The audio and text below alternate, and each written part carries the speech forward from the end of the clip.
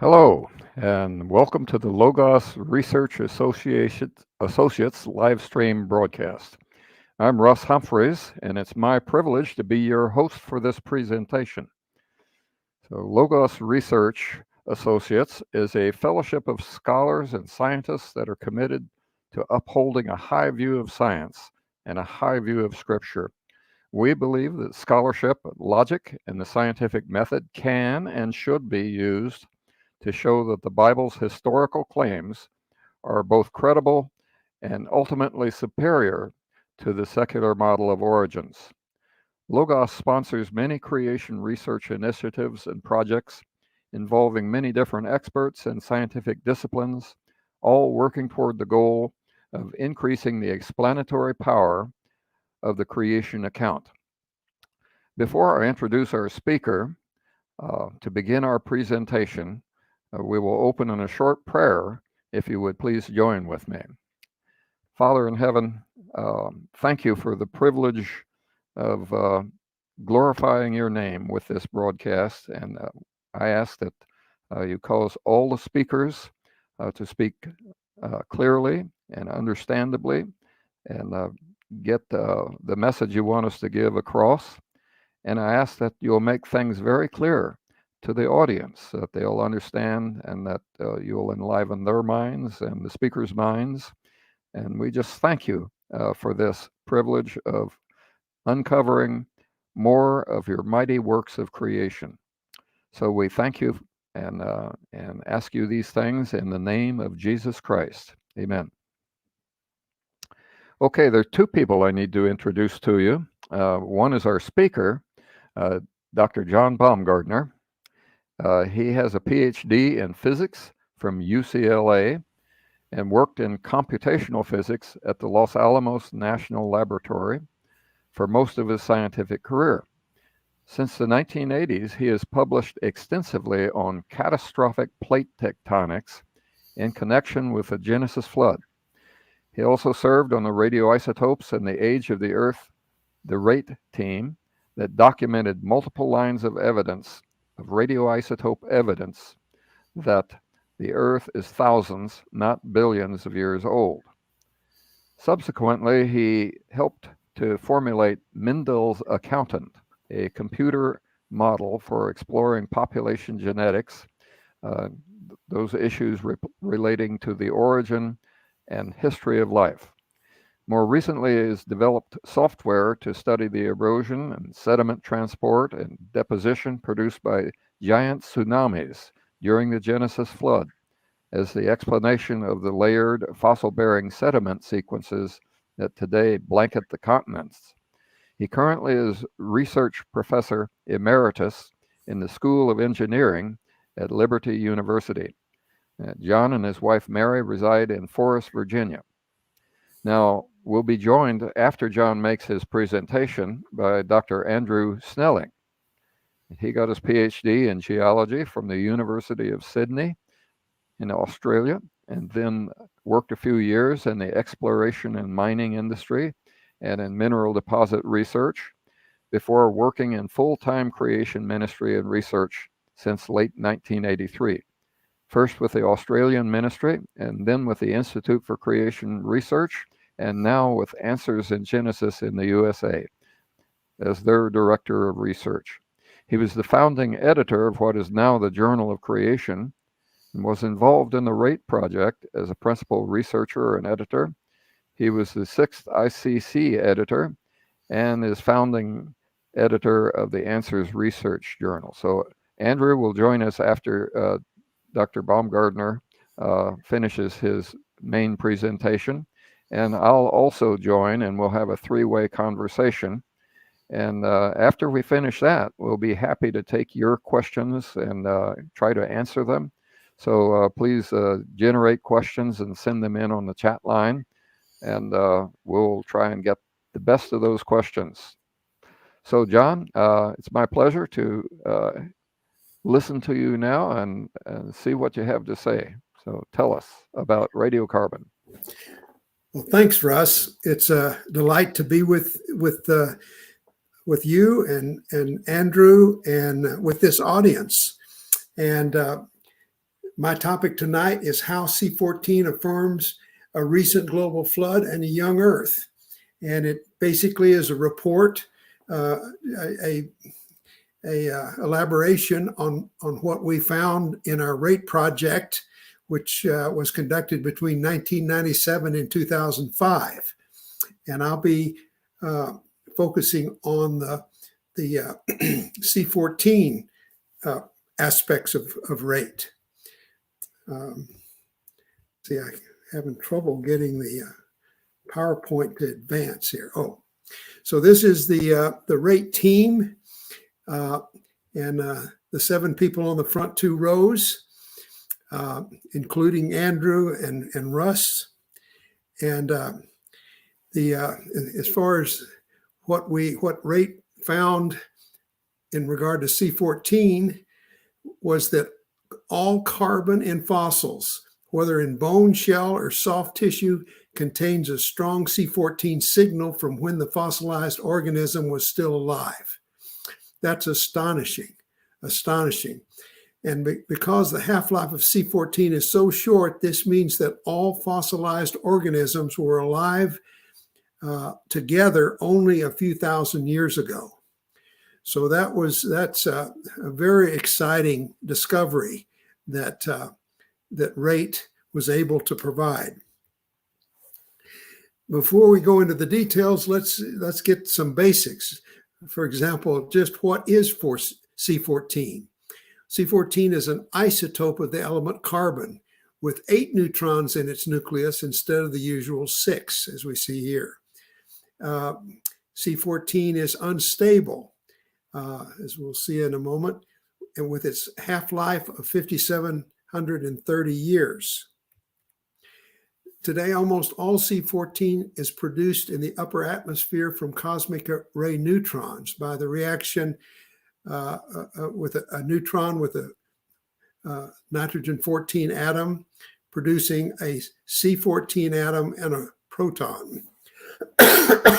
However, the rate is so small that there is only about 1 C-14 atom for every 1.2 trillion C-12 atoms. So there's only a tiny, tiny amount of C-14 in the carbon that make up our tissues.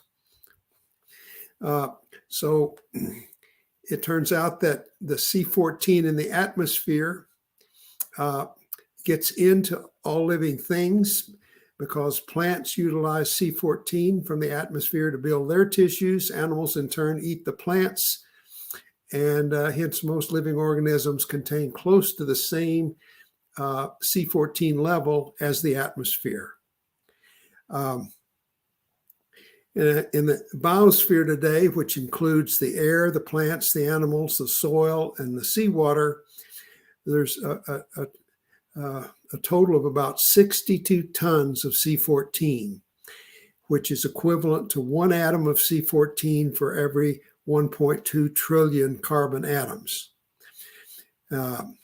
So it's a tiny fraction. So how does C-14 dating work? Well, as long as a plant or animal is alive, its C-14 to C-12 ratio is close to that of the atmosphere. Excuse me. Close to that of the atmosphere. After it dies, its C-14 decays back into nitrogen-14. And the C-14 to C-12 ratio in the remains of the plant or animal decreases with time. So this little graph here shows that while the animal or plant is alive, its C-14 level is essentially constant, but after it dies, that ratio steadily decreases, so that after a while, half of it has disappeared. That corresponds to 1 half-life of C-14, 5,730 years. After another half-life, only 1/4 of the original C-14 remains, and the ratio is down to 0.25 of what it started out to be. And again, there's a spontaneous process that occurs where a carbon-14 atom emits a beta particle or electron and becomes an atom of nitrogen-14. So that's the decay process. With this half-life of 5,730 years, just how long does C-14 stay around? I have a little example here, 4 columns here. The first column is the number of half-lives. Then the second column is the number of years corresponding to that number of half-lives. And then the final column is the fraction of original C-14 remaining. So we see, again, after 5,730 years, half of it's left. After 5 half-lives, or about 29,000 years, we have only 3 100ths left. After 10 half-lives, only about 1 1,000th left. After 20 half-lives, corresponding to 114,000 years, only 1 1,000,000th is left. And then after 175 half-lives, which corresponds to a little over 1 million years, there's only 2 parts, 2 times 10 to the minus 53, that fraction of the original amount. In decimal equivalent, it's given there in that last line. And it turns out that after 1 million years, it turns out that the number of C-14 atoms in a mass equivalent to that of the Earth has about 10 to the 53 atoms. So after 1 million years, you would not expect even one. The probability is less than 1 that there would be a single atom of C-14 left. So anything that's more than 1 million years, you can be absolutely sure there's no C-14 left in it. Therefore, because of the short half-life of C-14, it is restricted exclusively to dating fossils of organisms that have lived in the recent past, that is, in only the past few thousands of years, not millions of years. So how are these measurements of C-14 done today? Well, almost all of them are done using what is known as AMS, Accelerator Mass Spectrometry. This is an example of a system. This one's located in Vienna, and the center aspect of this is a linear accelerator accelerating carbon ions to 3 million volts, and then putting those high velocity ions into a turning magnet that separates the atoms according to mass and is able to put very accurately all the C-14 atoms into a detector to count the number of C-14 atoms.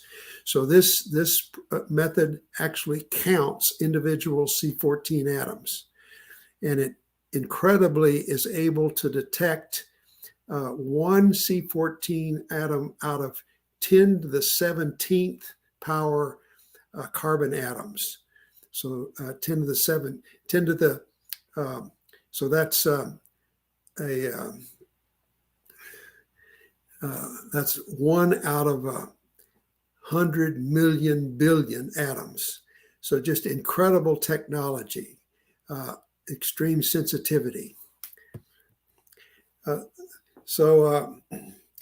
we've said, because the short half-life of C-14, finding C-14 in a fossil thought to be 1 million, 10 million, or 100 million years old, unless there's been contamination, was considered impossible and was entirely unexpected when this AMS technology arrived on the scene in the 1980s.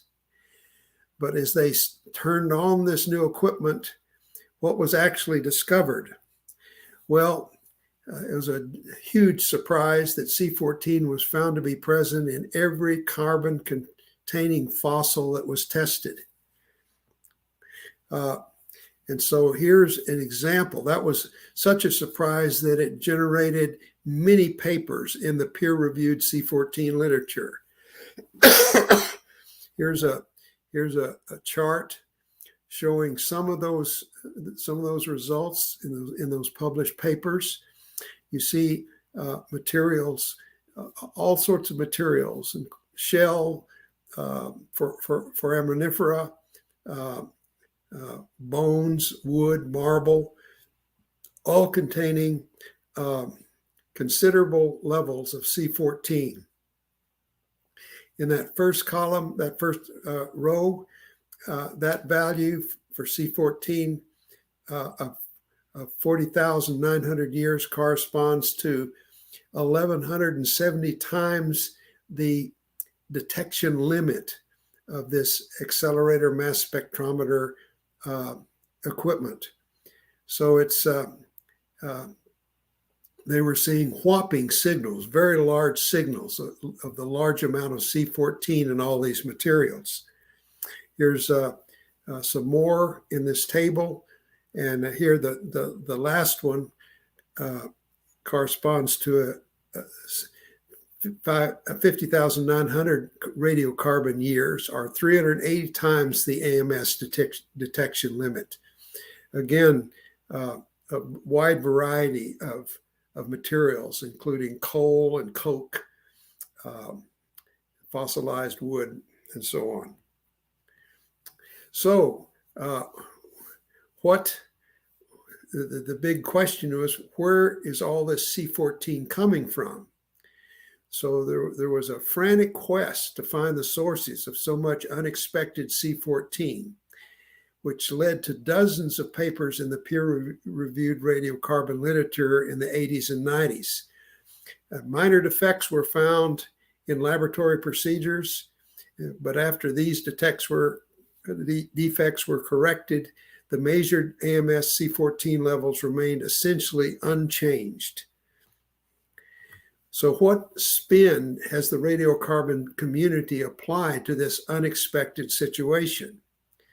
Most in that community have come to attribute the C-14 measured in samples which ought to be C-14 free due to their position in the rock record to what they call in situ contamination. That is, contamination that occurred in the field before the sample was collected and brought to the lab. Basically, if they're going to hold to their paradigm of an ancient Earth and their understanding of the meaning of the age of the geological strata, they're forced to that position. So one thing we did as the rate team, we were aware of all of these results when we started. We decided to analyze some samples of our own and verify that what was reported in the secular literature was indeed reality. So we went to the coal sample bank located at Penn State University and selected 10 of their coal samples. These had been carefully collected and carefully stored under argon to make sure there was no contamination. And we sent these 10 samples to the best, what we deemed to be the best C-14 lab in the world, and got their highest precision analysis of these samples. And these are the results we got back.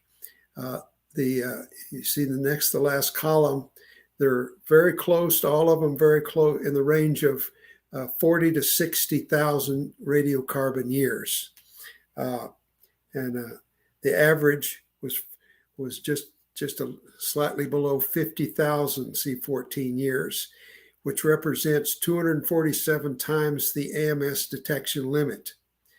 And we saw no real difference for whether the coal was 300 million years old in Pennsylvanian strata, or roughly 100 million years old in Cretaceous strata, or 30 million years in Eocene strata, according to the standard geologic time scale. They all gave essentially the same radiocarbon number, radiocarbon value. So our findings merely confirm what was already well established in the peer-reviewed radiocarbon literature, namely that C-14 levels hundreds of times the AMS detection limit are present in all carbon-containing samples from the fossil record. So how are these astonishing findings to be interpreted in terms of the biblical account of Earth history? Well, the findings are powerfully consistent with a global flood that destroyed all the air-breathing, land-dwelling animal life only a few thousand years ago to form the fossil record we find today, as well as the vast quantity of plant life that now forms the huge coal deposits across the world. So the fact that we find C-14, that's evidence that this material has lived in the recent past. This C-14 preserves the C-14 that was in the tissues when these organisms were buried in the flood. The fact that the levels are so consistent means that all of these organisms were alive at the same time. And so this is a powerful confirmation of the reality of the flood just a few thousand years ago. The relatively uniform C-14 levels in these fossils and coal samples, independent of the location of the rock record, strongly supports the inference that all these organisms were alive together on the Earth at the time of the flood cataclysm. Let's look at the distribution of ages. I already showed you that table with the coal for the coal samples, and here the C-14 ages are on the horizontal scale, and since the C-14 is good, only can measure at most back to 100,000 years. What we have here is just a tiny little window in that larger scale from 0 to 100,000 years. So it's like a spike, like just a narrow spike in that time window. Here the window is dramatically expanded to show this detail. Now I want to make clear that when we talk about C-14 age, there are assumptions built into that term. That term assumes that the present C-14 level in the atmosphere has been close to it. Well, that the C-14 in the atmosphere in the past has been close to its present level into the indefinite past. So that's an assumption that people doing C-14 dating, secular people doing C-14 dating, routinely make. They assume that there has not been any substantial variations. It's known there are some small variations, but it's assumed that these are random, and that the overall C-14 level has been about what it is today, back as far back as the technology can measure C-14. Now, here are the distribution in C-14 age in those 40 samples that I showed earlier. Again, they're all concentrated from about 40 to 60,000 years, which represents a relatively tight distribution if your scale is 0 to 100,000. Again, from a uniformitarian perspective, given their location in the geological record, these samples ought to contain 0 C-14. Those samples were in from the parts of the rock record that's typically dated 30 to 100, or 30 to several hundred million years ago. So as I showed earlier, one would not, given the short half-life of C-14, you would not expect any C-14 in those materials. And yet, this is what we find. But if the flood occurred only 5,000 years ago, why do the fossils of pre-flood plants and animals give C-14 ages of about 50,000 years instead of about 5,000 years? Yeah, some of you may have already been asking that question. It's an important question. The simplest answer is that the C-14 level in the pre-flood atmosphere was about 8 times lower than it is today. That would be the difference. That's what 50,000 years instead of 5,000 years implies. The difference is 45,000 years. You divide that by the half-life of C-14, you get a number equal to 7.9. So basically, the simple answer was the C-14 level prior to the flood was some 8 times lower than it is today. And so why might that be? Well, some possible reasons include that there was more C-12 in the biosphere compared with today. And it appears, given the huge amounts of coal and oil, petroleum that we have in the rock record today, that there was a lot more C-12 in the biosphere prior to the flood. So if there was a constant amount of C-14, a similar mass of C-14 before the flood as today, it would have been diluted by the additional C-12 in the biosphere, giving a lower C-14 to C-12 ratio. Another reason could have been a lower cosmic ray flux and a lower production rate of C-14 in the atmosphere. And another possibility is not enough time had elapsed since creation for C-14 to have reached equilibrium in the atmosphere. I'm not sure we can have a more precise answer than that, but it's not unreasonable that the C-14 in the pre-flood atmosphere was lower, even 8 times lower than it is today. So that seems to be the answer. For some reason, the C-14 level in the pre-flood atmosphere was lower than it is presently. Another important question, but if the atmospheric C-14 level at the time of the flood, roughly 5,000 years ago, was some 8 times lower than at present, how could it have possibly risen to its present level so quickly? And just, well, it appears within about just a few thousand years after the flood. Well, actually, there are many lines of evidence that C-14 rose extremely rapidly during the Ice Age. In my rate chapter, I mentioned this paper by Nadeau et al., 2001.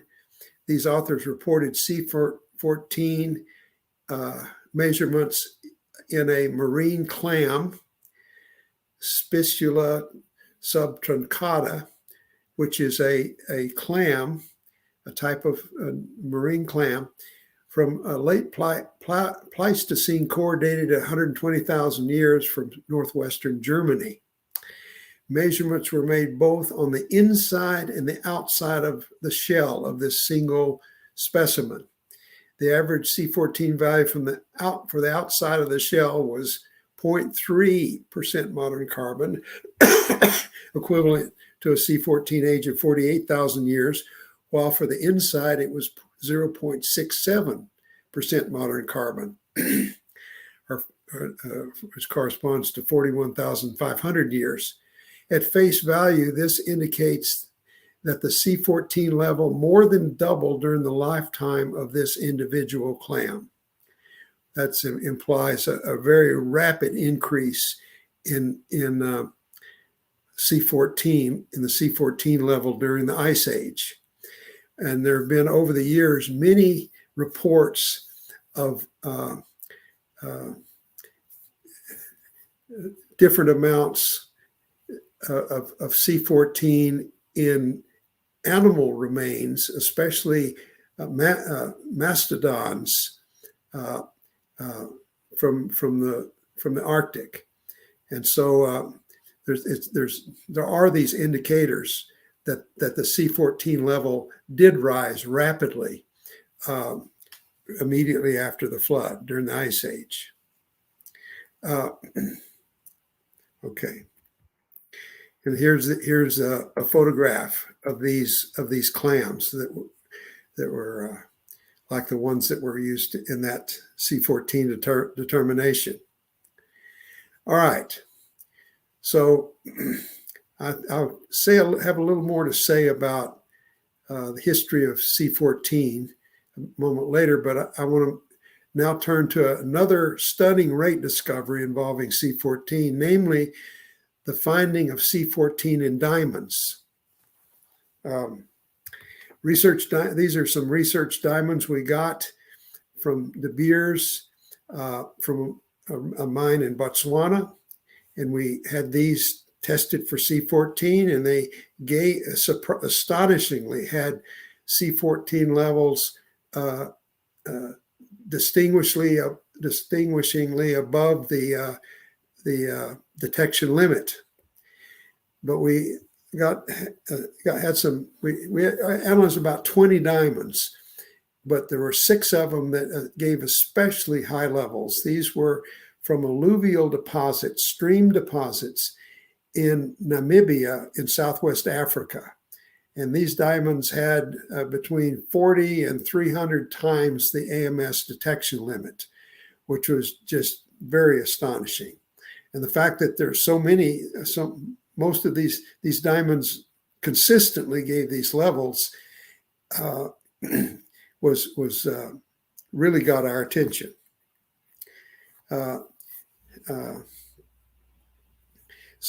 Mainly because there's no imaginable way for atmospheric C-14 to reach the interior of a diamond. So where could this C-14 conceivably come from? Well, the answer we offered in our rate report relies on accelerated nuclear decay. Alpha particles produced by the decay of uranium interact with atoms of silicon, oxygen, magnesium, and aluminum, and other intermediate weight atoms that are abundant in crustal rocks to produce neutrons. So the alpha particles interact with these atoms and generate neutrons. The neutrons in turn react with nitrogen atoms to produce C-14. This is the same reaction that creates C-14 in the atmosphere. Nitrogen, it's noteworthy that nitrogen occurs as the primary impurity in most diamonds. Type 1 diamonds, what are known as type 1 diamonds, which represent 98% of the total of natural diamonds, have up to 1% nitrogen as their dominant impurity. So you could have, if you had neutrons interacting with these nitrogen atoms inside the diamonds, you could generate C-14. However, the number of neutrons currently produced by uranium and thorium decay in crustal rocks is far, far too small by many orders of magnitude relative to what is required to produce the C-14 levels we measured in our diamond samples. On the other hand, the high rates of uranium and thorium decay during the flood from accelerated nuclear decay provides just the neutron flux needed. So we believe that is the explanation for the C-14 in the diamonds. And if that's so, the presence of C-14 in diamonds points to a recent episode of accelerated nuclear decay in a strong and unmistakable way.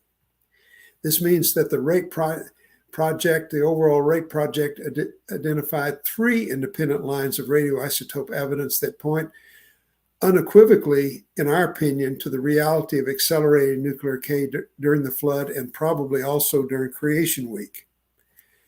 finally, on the topic of accelerated nuclear decay, many people ask whether or not C-14 decay would be affected by accelerated nuclear decay during the flood.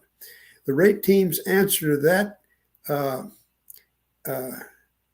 the answer is that the effect was negligible to none. Let me explain.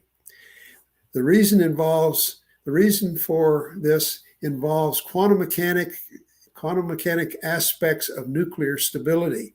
It has been discovered that the reason that isotopes such as U-238, potassium-40, rubidium-87, samarium-147 have half-lives of more than 1 billion years is that these nuclear decays in these atoms involve what are called forbidden transitions between energy levels in the nucleus.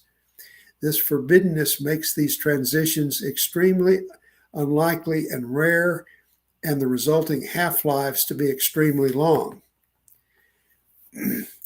Accelerated nuclear decay appears to have affected exclusively radioisotopes whose decay involved these forbidden nuclear transitions. However, the decay of C-14 does not involve a forbidden transition, and therefore we suspect that C-14 was not affected by whatever it was that caused these radioisotopes with these forbidden nuclear transitions to have accelerated nuclear decay. So let me summarize, let me close with the statement I began with, that all carbon in fossils, whether in bone, shell, or soft tissue, contains a strong C-14 signal from when the fossilized organism was alive. And because the half-life of C-14 is so short, this means that all fossilized organisms we have on Earth today were alive only a few thousand years ago. And this C-14 evidence therefore affirms a recent global flood and a young Earth. So that's the end of this presentation. And Dr. Humphreys failed to explain that this little round table we're about to have now, we're going to focus on the significance of accelerated nuclear decay. So I've already talked about accelerated nuclear decay in the context of C-14. We're now going to open it up and talk about all the rate projects and what they have to say about the significance of accelerated nuclear decay. Thank you. Oh, well, I'm glad you're with us, Andrew, and thank you for that really good, clear presentation, John. I learned some things that I hadn't picked up from it, so after all these years. So where should we start with the other rate projects? Well, we first of all need to emphasize that people sometimes thought that maybe, they chemically analyze a rock and do the calculation to derive an age, uranium, lead, etc., that this might be just a geochemical signature. It might not, actual physical nuclear decay may not have occurred. So one of the projects, two projects that I undertook in the rate study involved looking at physical evidence that a lot of nuclear decay had occurred. So, for example, I was looking at fission tracks in zircon grains in volcanic ash beds at different levels in the geologic record. Now, fission track, of course, is when a uranium-235 atom splits and you've got a damage trail, physical evidence that an atom has split, nuclear decay. And so, for example, I went to the bottom of the Grand Canyon, got a volcanic ash bed there that conventionally is regarded as 500 million years old, and it had evidence of fission tracks equivalent to 500 million years worth of physical decay. One higher up in the Jurassic and the Morrison Formation, supposedly 160 million years old. Again, the fission tracks essentially agreed with the conventional age, and one higher up. And so, that indicated that physical decay had actually occurred. Now, another project I was involved in was looking at radio halos or radioactive halos. These are where radioactive atoms in zircon grains have shot out the alpha particles and caused a halo of damage. And so we call them radioactive halos. And to be able to visibly see them, it's been determined experimentally by others that you need at least 100 million years worth of actual physical decay to produce a very clear, visible uranium radiohalo, for example. And so that was evidence that there was a lot of nuclear decay that had occurred. Now, before I finish on those two topics, say, for example, the fission tracks, let's remember if you have the layer at the bottom of the Grand Canyon formed early in the flood, say in the first month of the flood, and accelerated nuclear decay is occurring, then, of course, it indicates it must have ticked through 500 million years worth of nuclear decay during the flood year. But then a layer that was formed later in the flood would have fewer months of accelerated nuclear decay, and therefore it would give a younger radioactive age, and so on. So, in other words, there's evidence there was a lot of nuclear decay during the flood that occurred rapidly, and of course, as the layers formed in sequence, they sequentially got younger and younger ages because those layers experienced less and less accelerated nuclear decay as the flood expired. Then with the radiohalos, not only were there uranium radiohalos, there were polonium radiohalos in the same crystals. And polonium is a short half-life decay product of uranium decay. And to cut the story short, to get enough polonium in proximity to the uranium radiohalos in the same crystals to produce polonium radiohalos would have required hundreds of millions of years of accelerated nuclear decay. So here were two independent lines of evidence that not only was there actual physical evidence that lots of nuclear decay had occurred during the flood, hundreds of millions of years worth, but it had to be because there was accelerated nuclear decay. And so those were two powerful lines of evidence that I was able to provide to the rate study. Good. So let me ask, why is this? What is the significance of this finding of the reality of accelerated nuclear decay? How does that help us support the historicity of the biblical text?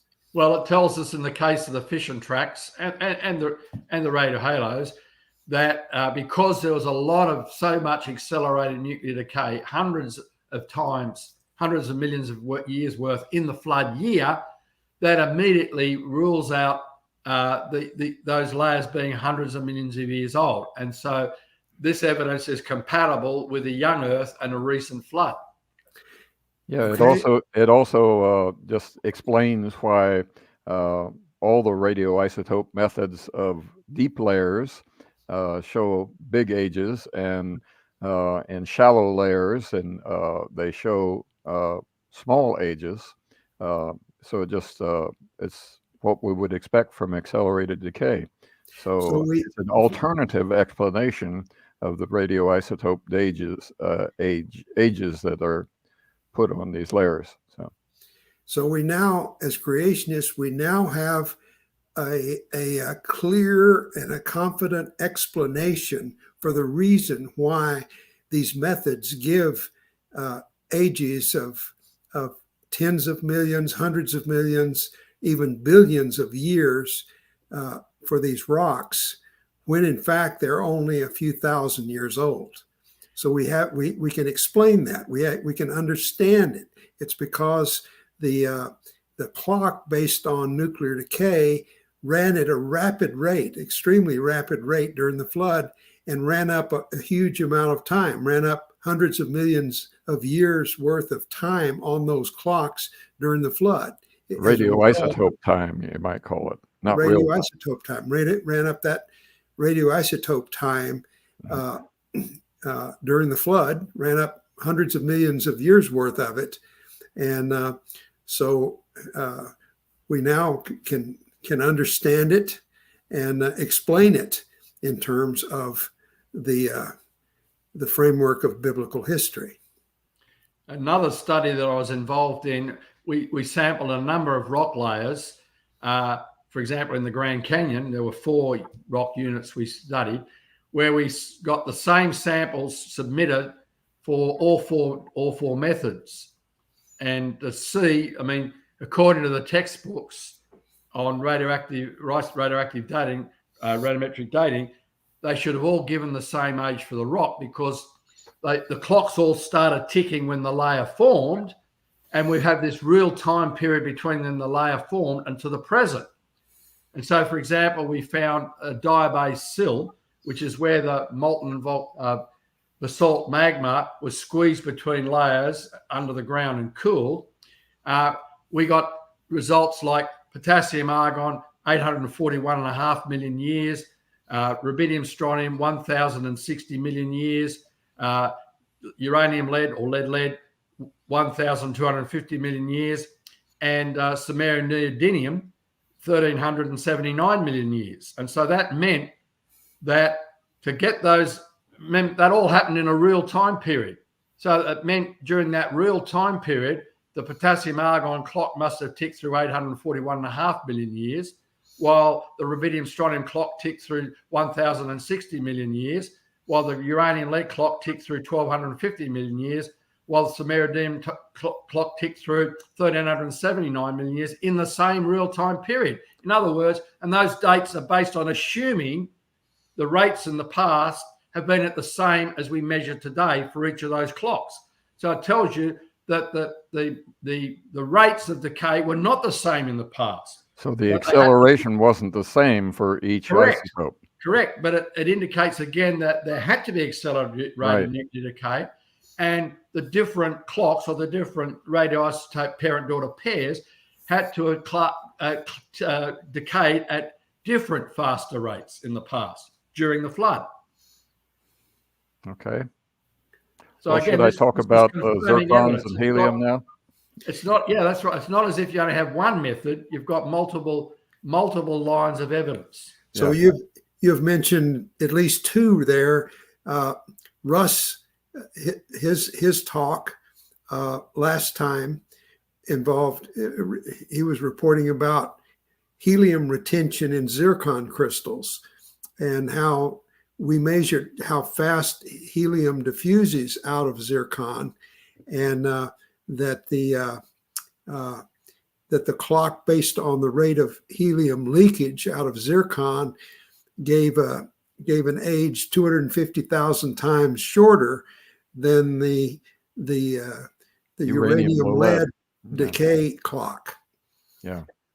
So, and in fact, the reason the project aroused so much antipathy from anti-creationists is that it gave an age of 6,000 plus or minus 2,000 years, roughly.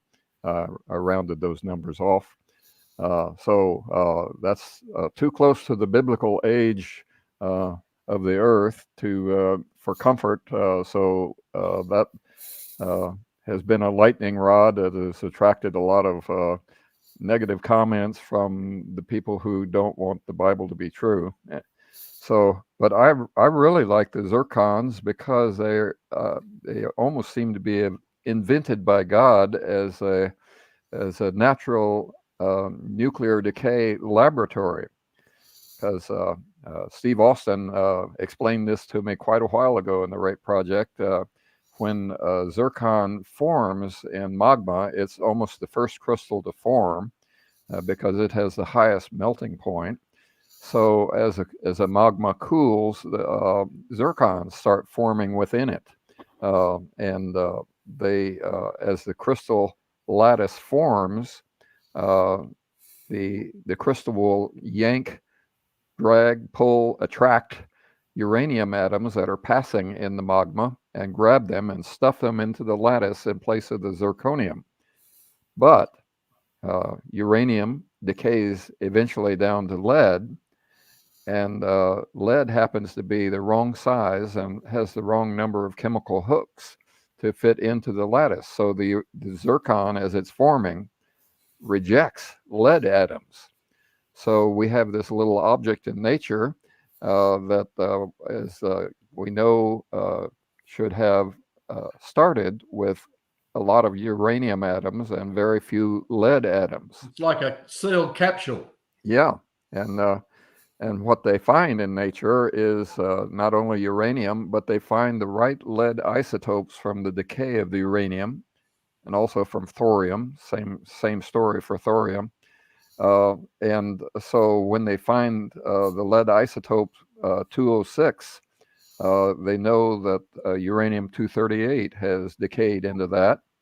And so they know that a lot of nuclear decay has occurred in those zircons. And it's kind of hard for lead to escape, or additional uranium to get into the zircon. So they're pretty well isolated from the rest of the world.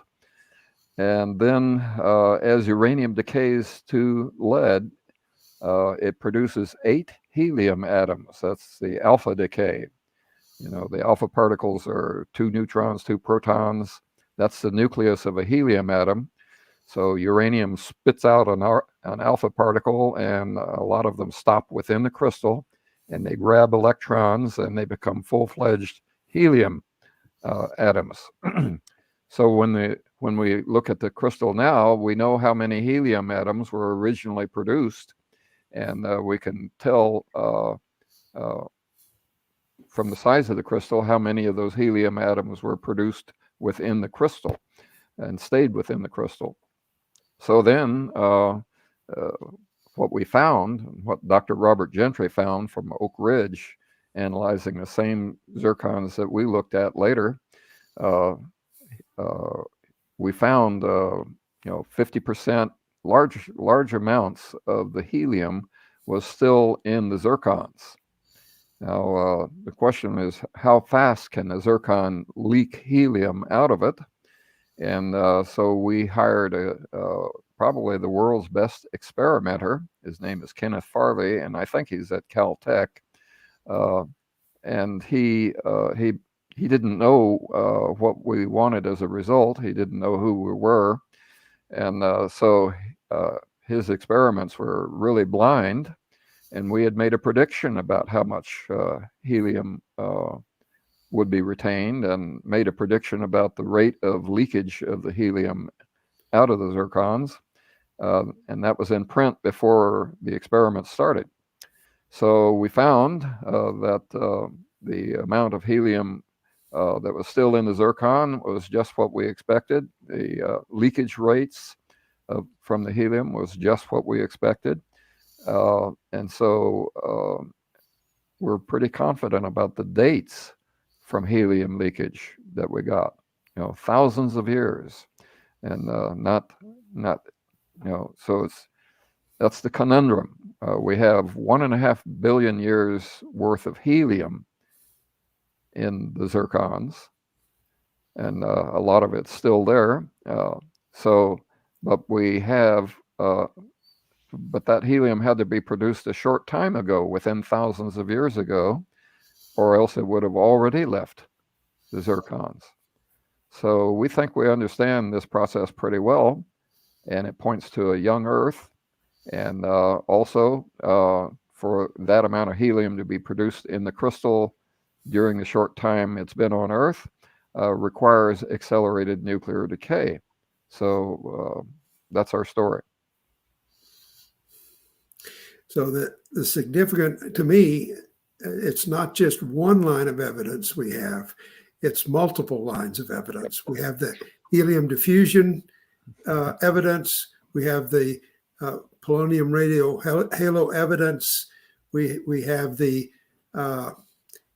C-14 and diamond evidence, we have all of those are pointing very strongly to the reality of accelerated nuclear decay. And so that point was one of the main points that we made in our rate report. That was why we felt like this project was a success, why it was so significant, why we now could be confident that we had an explanation for the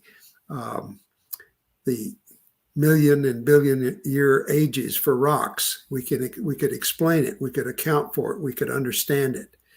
And therefore, we, as Christians, didn't need to be intimidated by that data. It was we understood that it was a result of deep deception on the part of all these scientists. They did not anticipate that such a thing as accelerated nuclear decay might be an option. One of the objections. Go ahead. I was going to say one of the objections that people have raised, opponents have said, but nuclear decay generates heat, so accelerated nuclear decay would have generated so much heat, rocks would have vaporized. Well, the answer to that is very simple. Fission tracks and radio radio anneal or are wiped out at very low temperatures, at 150 degrees C only for radio halos. In fact, that was being tested in a borehole at Los Alamos, the same one that Russ got his samples for the helium diffusion work. And so there can't have been a lot of heat or a heat problem. Otherwise, the radio halos and the fission tracks would not have survived for us to look at them today. Yes, and that's true for the helium and the zircons too. They couldn't have gotten too hot, or the helium would have been lost right away. And then John did a little study that everyone seems to forget about in the first rate book, the blue one. And he did a study that solved a long-standing geologic mystery about why the heat that comes from the surface of the Earth, out of the Earth, seems to be correlated with radioactive deposits that are right there. Yeah, with the level of radioactivity of the surface rocks. Right. So you pointed out that this would be explained if we had accelerated nuclear decay, but you also pointed out that something like 80 or 90% of the heat that would normally be produced would have had to have been taken away right away. Did I get that right? Yeah. Okay. So that's another evidence that something happened to the heat, something not natural, actually. And I have two theories about this. One I had in the rate book, and I never liked that theory very much. And then I have another theory that's in the 2013, it's in the 8th International Conference on Creation in that book. And I point to biblical evidence that whose consequences would suggest that the heat got radiated out into an extra dimension, into hyperspace, through windows that were opened between our space and hyperspace. And Scripture appears to call those the windows of heaven. So anyhow, we have, I think, a pretty reasonable explanation about how God eliminated the heat that he didn't want. So he used radioactive decay, accelerated decay, to heat things up, produce geologic effects that he wanted, and then but he limited how much heat would be produced in this other way. So I think we have a nice, consistent picture of the heat and other aspects of accelerated decay. One aspect of accelerated nuclear decay that you reported only at the most recent International Conference on Creationism had to do with the effect of accelerated, its expression in the interior of the sun. Yes, accelerated nuclear processes. And I pointed this out in the first rate book, that not only would we accelerate the decay of nuclei, but there was probably another effect that happened to fusion processes. And I was able to show in this paper, the last paper you're mentioning, John, that we would have a lot less acceleration of fusion than we did of decay. There are good theoretical nuclear physics reasons for saying that, and that actually only an increase in the rate of fusion of about 11% would be enough to produce the cosmic rays, which produced a big pulse of carbon-14 during the ice age after the flood. So it's another consequence. And yes, you're right. We didn't talk much about that, but I'm glad I finally looked at that, and it seems to help us with carbon-14 dating. Yes, that has been an issue. How the C-14 level after the flood increased to its present level from a level some 8 times lower before the flood. It appears that there's something that produced a rapid rise in C-14 in the atmosphere after the flood, and it certainly seems like your work on enhanced fusion as a result of what went on in the sun. And it's connected with accelerated nuclear decay of long half-life isotopes. Provides an answer, a good answer for the rapid increase in C-14 after the flood. I'm glad you like it. So glad to have at least one fan of that paper. So, well, I wonder if we've covered most of the ground that we needed to cover in the roundtable. After this, we can have some questions and answers. So, folks, if you have still some issues and problems and questions about all this, please send your questions in. I think it's on the chat line. And Zachary Klein has been following the chat line while we've been talking, and he may have some questions for us. Hello, Zach. Hello, Dr. Humphreys. And yes, we've actually had a number of questions already coming in and some discussion. So I've highlighted a few comments that I think are worth discussing, and folks can continue to type those in as we proceed. So I'm going to start with this question from Geology for Fun. And this commenter asks, would radioactive minerals like uranium located near or transported by, in parentheses, the underground water flows, by fossil deposits create C-14 in the fossils? So I think the question is, could there be another source for the C-14 in the fossils as opposed to radiation from the atmosphere and so forth? I'll put the question up here on the screen. I think John has the answer for that. Yes, my answer is yes. I believe, a good example of that process is the fact that dinosaur bones tend to be radioactive, tend to have high levels of uranium in them, and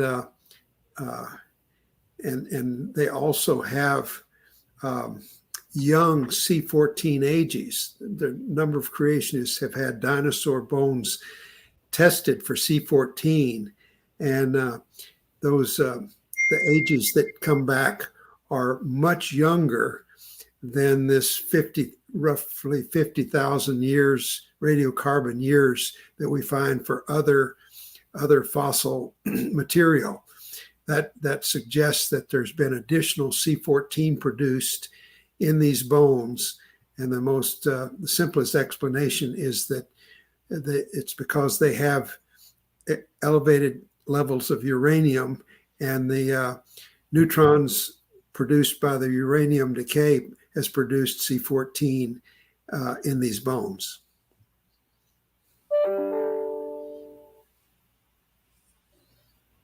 All right. So go ahead. That's the crux. That would be the summary of my answer on that question. All right, excellent. Another question from Geology for Fun. This is an interesting one.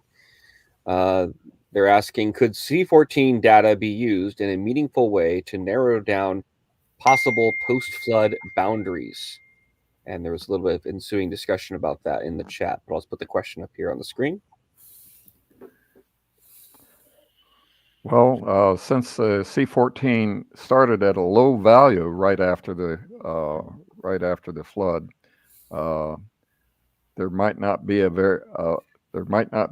high contrast between the C-14 and something that died just after the flood compared to something that died in the flood. So, on the other hand, maybe the fossils in the flood were subjected to these neutrons that John mentions, and there might be actually higher C-14 in the fossils produced during the flood compared to the fossils produced right after the flood. What do you think? I think that the situation that the uranium concentrations are going to be so varied that it's going to be sort of a random signal. Okay. But that does suggest an answer for why there is this large variance in the C-14 ages of the fossil material. I'm thinking that it could be a consequence of this process of uranium decay, rapid uranium decay during the flood, and causing the C-14 signal to be augmented in certain situations. Another question. Yes, we have a couple of questions that reference Randy Isaac's 2007 review of the RATE project, and I'll bring up one specific one here. Here it is. This is from J.A. Randy Isaac's 2007 review of the RATE project claims that it is virtually impossible to eliminate other sources of C-14 in the sampling process. Has the RATE team countered these claims in writing? Yes, John has, and I hope you can supply that reference. You wrote something in Answers in Genesis, answering Kurt Berich, who brought up some of those problems, and I thought you dusted him off, but maybe you could tell about that, John. I think you have a better memory than I do on that, Russ. Okay. but you are the one who did the dusting off. You should remember it well. So, well, he just brought up the contamination issue. That's what this one is. We think of this as that somehow modern carbon snuck into all the fossils all over the earth at every depth and every kind of fossil. We got about the same amount of contamination from modern carbon. And that seems sort of unlikely to me, but apparently that's still floating around out there as a possible explanation, that modern carbon has a lot of carbon-14 in it. And if somehow some fungus infested a piece of coal, modern fungus or something, and somehow the coal wasn't washed free of the fungus, then maybe we would get some carbon-14 in it. But the thing that really does end the contamination idea is the carbon and carbon-14 in the diamonds. The diamonds were thoroughly washed in acid and base several times by a lab that was careful about those things. And then they sampled the carbon-14 that was in the interior of the diamond, and it's just impossible for anything outside the diamond to get into the interior. So I think that's a serious problem with the contamination theory. Yeah, and this idea of organisms getting in and contaminating the material at depth is also bogus, because the organisms, if they grow there, are going to consume the carbon that's there, that's going to be C-14 free. So you need some way to get carbon 14 from the surface down there, and they aren't providing any plausible. So the fungus would have to live most of the time at the surface and then somehow slide down several thousands of feet, encounter some coal, and just sit there and not eat any of the coal. No. All right. That's good. Any other question? So I've got a series of comments from Joel Duff in the chat, and I'm just going to read them in order because they kind of form one general thought. So first one is, and this is referring, I believe, to Dr. Baumgardner, to your earlier comments in your presentation about C-14 and a wide range of aged samples. So he says, these are expected results, especially the fact that the ages are similar, no matter how old they are thought to be. You cannot stop the production of new carbon-14 from nitrogen, as John, you discussed. All samples will have some nitrogen, which will be hit by high-energy particles to produce a C-14 in the sample. That creates a background of C-14 that cannot be eliminated, and thus the calculation will always yield 55K or so, no matter if the sample is 1 billion years old. There's, I think, a grammatical error there, but I think you get the gist. The only problem is the numbers don't work out. So Joel Duff needs to produce a paper where he backs up these numbers that he just flung around. I think he'll find that cosmic rays intensity of neutrons isn't enough, and so on and so forth. Yeah, the problem is the source of the neutrons. Where do those neutrons, how can those neutrons get generated? There's just no source for the neutrons.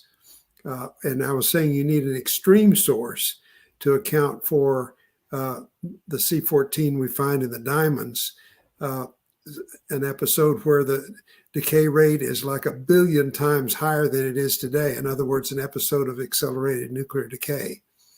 So there's no plausible source for the neutrons in that framework. Would be my answer. Good try, though. All right. We have a question about the flood heat problem, which I know we've already discussed. So let's see if there's anything else here I want to pull up. Okay, I'm not sure I follow this question, but perhaps you folks will.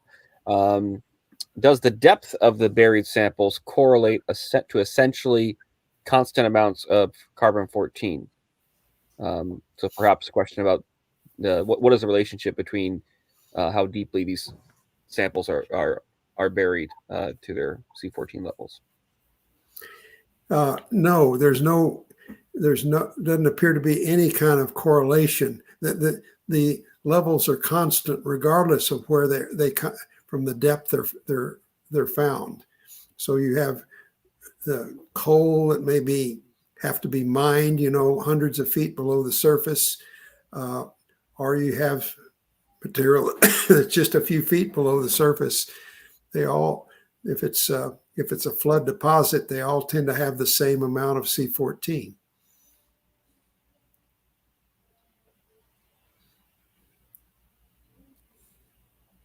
Okay, this is kind of a generic one. I know we've already discussed Randy Isaac's 2007 paper. JA is asking whether the rate teams responded to any of the other critiques that Isaacs has provided. So apparently he's critiqued and dismissed all 4 of the rate project's main claims. Has the rate team responded to these critiques? And if so, where is the response documented? We've already mentioned the one paper by Dr. Baumgardner. Are there any others that you guys would like to? Randy Isaacs criticized the helium work. and I believe that I got a letter off to his journal answering him, but I forget whether his journal published that. I don't know. So we've answered it, but was it published? I don't know. You've had a lot of responses to some of these criticisms in the Journal of Creation too, Russ. Yes, I have. I've got quite a few. Yeah. If you go to creation.com and you find and you search on Humphreys helium critics or something like that, you'll find a lot of the answers there to a lot of the critics. I don't think Randy Isaacs was one of those, but his arguments have been raised by others that you've responded to. Yeah, the same arguments. I think Randy Isaacs' most cogent criticism was that we needed to have a detailed accounting of the temperature history of the samples, that maybe it would work out that we could get as much helium retained if we had the samples cold to begin with. But it turns out you have to have the samples pretty cold until tens of thousands of years ago, and then get up to their present temperature in the formation during that time. And that's an unrealistic change in temperature, and it's different from what Los Alamos thinks would happen to the formation due to the heating from a volcano, which their dating methods say happened about a million years ago. It was a late ice age volcano, and their temperature calculation said that the temperature should get quite high hundreds of thousands of years ago. So that wouldn't permit Randy Isaacs to keep any of the helium. So anyhow, I forget whether he published my answer or not. So yeah, you've covered all those, Russ. Yeah, You're definitely in the Journal of Creation. Yes, I did. Several exchanges, and you've dealt with all those issues. And back and forth with Gary Loschelt down in Phoenix. There were several. He raised the same issues, and he raised the same issue, and I answered it the same way. So. Okay, so we've got one more larger kind of multi-part question from Creation Myths. They've been part of our broadcast before in the chat, and this is on the topic of the Oklo natural reactors, just come up in previous presentations as well. So I'll just go ahead and break this one down. The first comment says the Oklo natural reactors demonstrate that processes like fission, decay, and neutron capture have operated the same for 1.5 to 2 billion years, owing to the extremely accurate independent predictions regarding isotope ratios and the rates of fission, decay, and neutron capture at that site. So the contention is the math only works if it is really old, and if things have worked the same way since then as they do now. Well, Gene Chafin, our nuclear theorist on the RAPE project, has looked at the Oklo reactor quite extensively, and I don't think he would agree with those things. We don't really know what accelerated decay would have done to the cross sections of the decay products, the nuclear cross sections, how they absorb neutrons and how fast their decays were. So there's lots of ways that the whole process could have happened fast. So I think these are assertions made. I think our friend needs to demonstrate those assertions mathematically. Is having a long time scale the only way to explain the isotope ratios that we now have in the result of the Oklo reactor? The Oklo reactor looks like it was going before the flood. It looks like it was, and it persisted into the flood. But it's a natural reactor, a high concentration of uranium, water coming in, making the moderator, and it produced the normal kinds of fission and decay products that a reactor produced. But it's a sticky question mathematically. I don't think one could make the case that this fellow has made. So if he's got some real numbers to back up his assertion, he should publish them. So that answer generated quite a bit of chatter in the chat. I'm just going to highlight one response to see if, Russ, you have any further thoughts on this. This is from a different person, Reason to Doubt. So in response to your comments just now, he says, or they say, you would get a different distribution of fission products if the laws of physics didn't function the same way they do now. That is an assertion, and he needs to prove that mathematically and publish it. So RTD, you heard Dr. Humphreys. Go write your paper. All right. I think so. Russ, you're the host, so it's your call when we're done. I've got a couple more questions I can go through if you want to. Let's see. We sort of, what's the usual time limit for the program?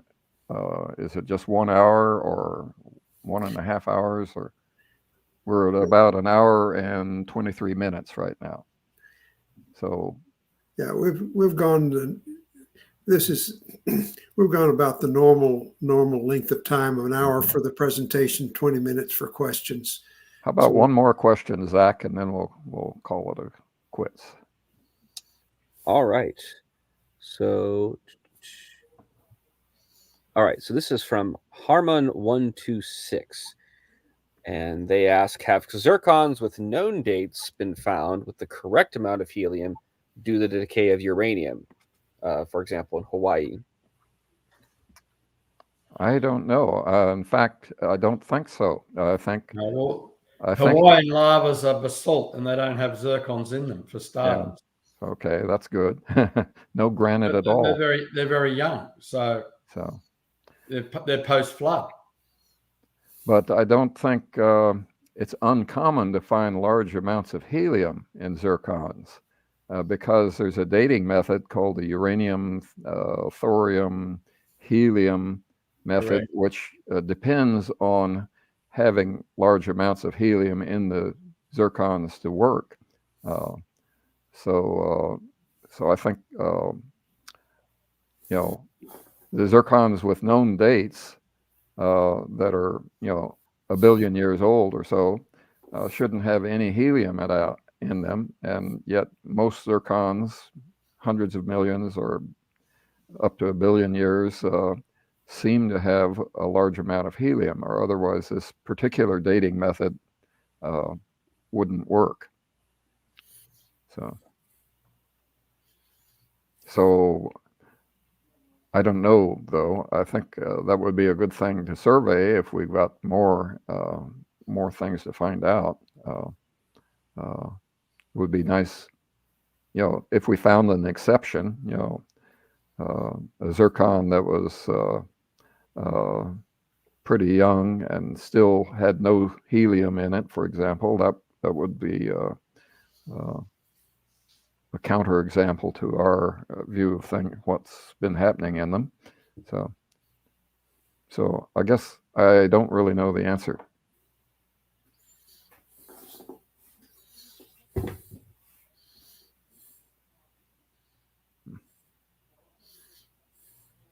Okay, well, I think we should wind it up now. Yes. Okay. Well, John, thank you for that excellent, very clear presentation of the carbon-14, and thank you, Andrew, for your very good comments on the different, a lot of different methods that Rate used, and the convergence of all of these methods. So I've had a lot of fun, and I hope the audience has too. So let me pray to close us up in prayer a little bit. And I hope you all will pray with me. Thank you, Father, for giving us so much in your creation to work with, and it all points to your glory. And we're just happy to find out more about these processes and ways you've done things. And so I pray that it will help people in the audience, that it will help them get closer to you and look more into your word with more confidence. So I'm asking for that in Jesus Christ's name. Amen.